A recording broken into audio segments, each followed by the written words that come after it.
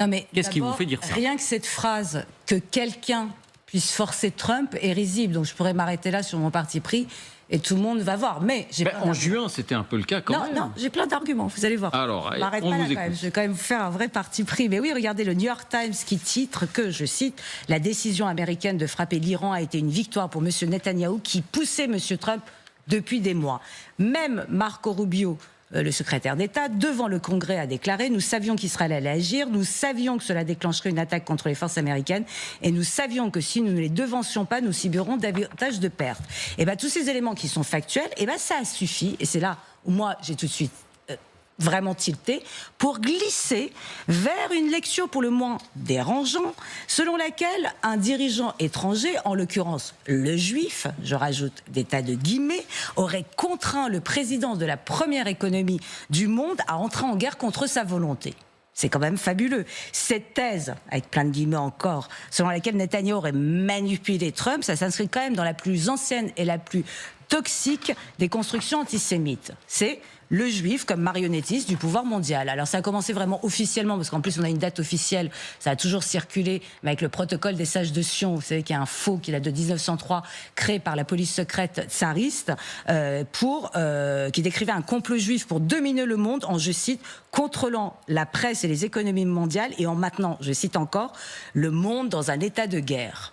Jusqu'au ZOG, le Zionist Occupied gouvernement forgé par les suprémacistes blancs, en passant par l'imagerie nazie qui a systématisé la figure du juif marionnettiste, tirant les ficelles, bien entendu, dans l'ombre. Et c'est cette idée-là qui est réactivée. C'est quelque part, sans même s'en rendre compte, tout le monde trouve ça normal que le juif Netanyahou soit allé murmurer à l'oreille de Trump, qui quand même, jusqu'à il y a 2 jours, était l'homme le plus incontrôlable de la Terre, qui faisait ce qu'il voulait.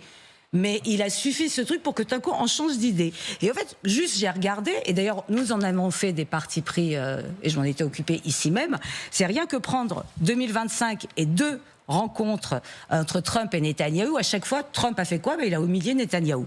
La première fois, c'était dans le bureau ovale. Bon, vous allez me dire que Trump a humilié tout le monde systématiquement dès qu'il mettait le pied dans le bureau ovale.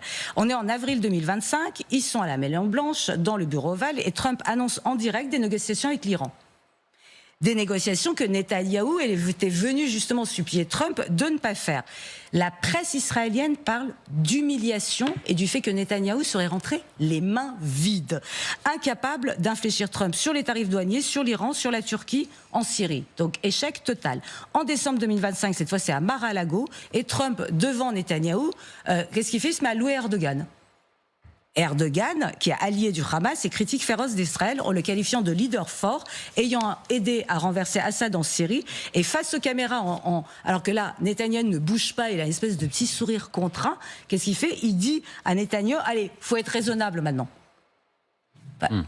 Je sais pas. Moi j'ai un peu du mal à imaginer que 3 mois après, il arrive à convaincre Trump de dire écoute, c'est ma guerre, faut que tu m'aides, allez on y va. Et d'ailleurs, Trump, comme d'habitude, a réagi sur cette idée qui circule, on l'écoute. So if anything, I might have forced Israel's hand, but Israel was ready and we were ready and we've had a very, very powerful impact. Je pense qu'il y a une erreur de traduction. J'ai peut-être forcé la main d'Israël. Il dément avoir forcé la main d'Israël d'une certaine manière. Non, il dit c'est moi qui les ai. Ah bon, alors j'ai pas lu la traduction. C'est lui qui dit c'est moi qui les ai forcés. Oui, c'est ça. Moi qui les ai forcés. J'ai peut-être forcé la main d'Israël, c'est ça.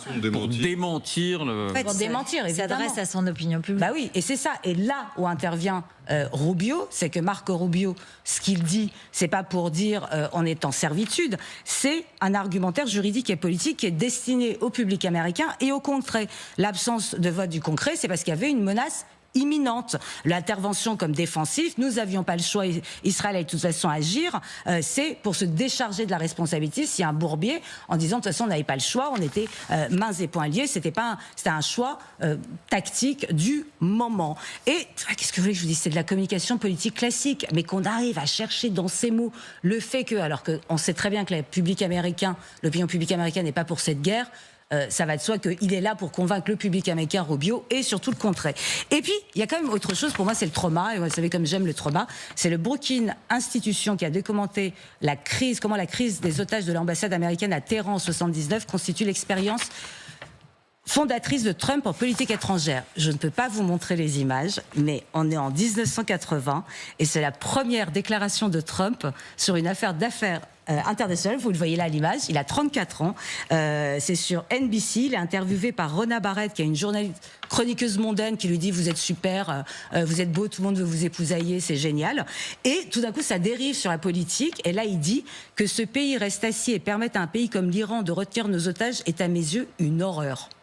Et en 2020... Beaucoup pensaient la même chose à l'époque. Oui, mais en 2020, après qu'il ait ordonné l'élimination de Qassem Soleimani à la tête de Al-Quds, des brigades Al-Quds, Trump, il a fait quoi? Il a touché exactement 52 sites iraniens qui correspondaient au nombre d'otages qui sont restés prisonniers pendant 444 jours aux États-Unis en 79. Ils étaient 52, ils étaient 66, mais 6 ont été libérés. Donc ça réactive ce souvenir-là et Trump, il veut la gloire. Il veut marquer l'histoire. Vous imaginez s'il y arrive, ce que Dominique Moïse disait tout à l'heure, le 47e président américain réussit, après 47 ans, à mettre à bas le régime qui a foutu la honte aux Américains, qui est encore dans la psyché collective l'une des plus grandes offenses.